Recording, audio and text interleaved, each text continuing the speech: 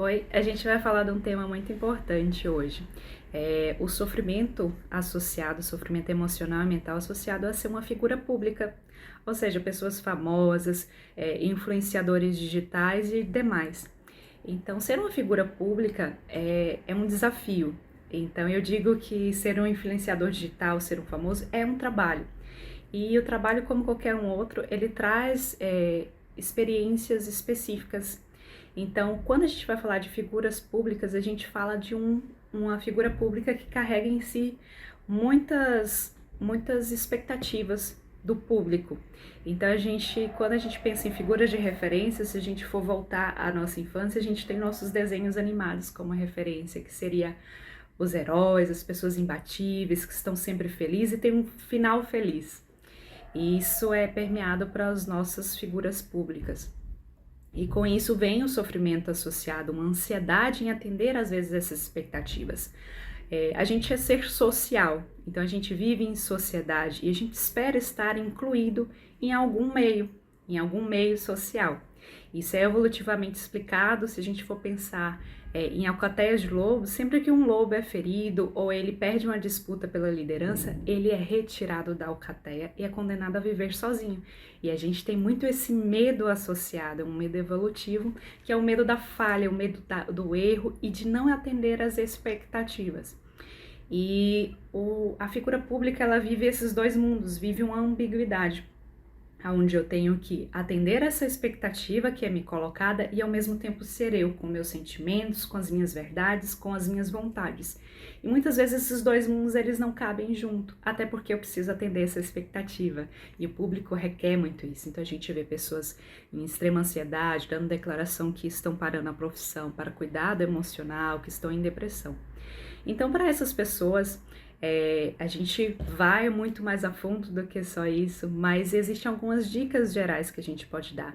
Em primeiro de tudo, é entender esse julgamento, o que cabe a mim, o que esse julgamento fala sobre mim. E aí entra o autoconhecimento.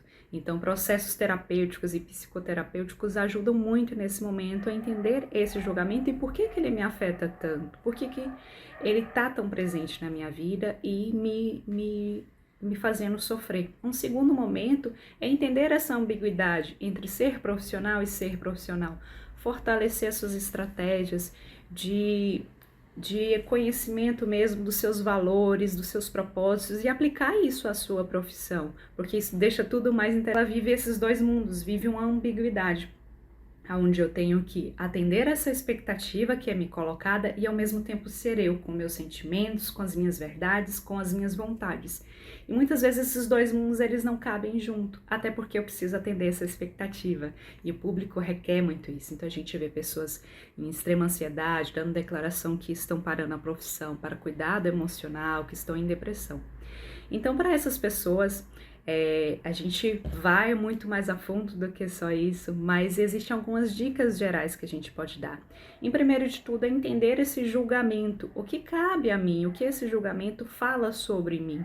E aí entra o autoconhecimento. Então, processos terapêuticos e psicoterapêuticos ajudam muito nesse momento a entender esse julgamento e por que ele me afeta tanto, por que ele está tão presente na minha vida e me fazendo sofrer. Um segundo momento é entender essa ambiguidade entre ser profissional e ser profissional, fortalecer suas estratégias de conhecimento mesmo dos seus valores, dos seus propósitos e aplicar isso à sua profissão, porque isso deixa tudo mais interessante quando você tem um propósito, um valor pessoal que está sendo atendido.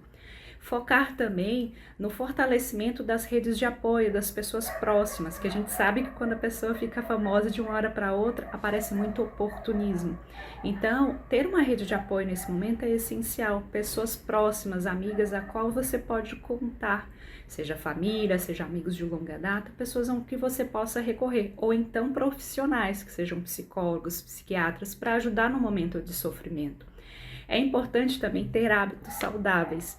Então, não deixar de praticar esportes, ter uma alimentação saudável, que vai ajudar a ser uma válvula de escape também, por exemplo, um esporte praticado para esses momentos de angústia, de sofrimento.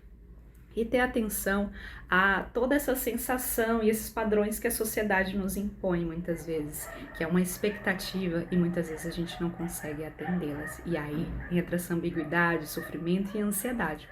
E por último, eu tenho uma mensagem para vocês que é muito, muito bacana, que se cabe esse momento, é que a vida me ensinou a sorrir quando o que eu mais desejo é gritar o meu sofrimento, as minhas angústias para o mundo. Então, muitas vezes a gente está em um ambiente que nos é exigido que a gente esteja feliz o tempo todo, que a gente mostre essa felicidade e, na verdade, a gente é um ser de felicidades, tristezas, alegrias, angústias, sofrimentos ímpares e genéricos e diversos. Então é importante a gente reconhecer todas as emoções e que cuidar delas é importante.